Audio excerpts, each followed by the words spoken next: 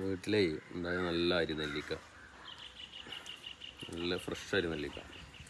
ഇങ്ങനെ ഉപ്പും മുളക് പൊടിയൊക്കെ ഇട്ടിട്ട് ഇങ്ങനെ നനച്ചിട്ട് ഇങ്ങനെ പിടിച്ചിട്ട് കഴിച്ച് കഴിഞ്ഞാൽ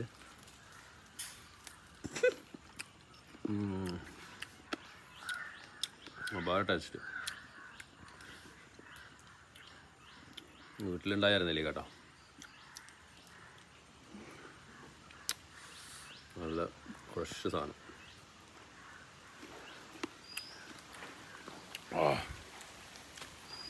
തൊലി പോവും.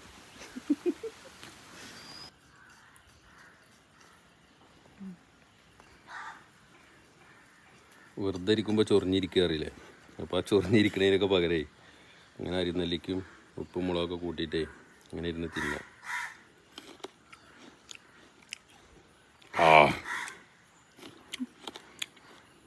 അടിപൊളി സാധനം. നല്ല ചീനമുളകുണ്ട്. അഥവാ ഈ ഉപ്പും മുളകിനൊക്കെ നല്ല ചീനമുളകുണ്ട്. ഉപ്പും മുളകൊക്കെ ഇട്ടിട്ട് എരിവ് കുറവാ തോന്നുന്നവർക്ക് ഈ ചീനമുളക് കടിക്കാം. പക്ഷെ എനിക്ക് കടിക്കാൻ പേടിയാണ്, കാരണം ഞാൻ നെല്ലിക്കന്നെ കടിക്കണം.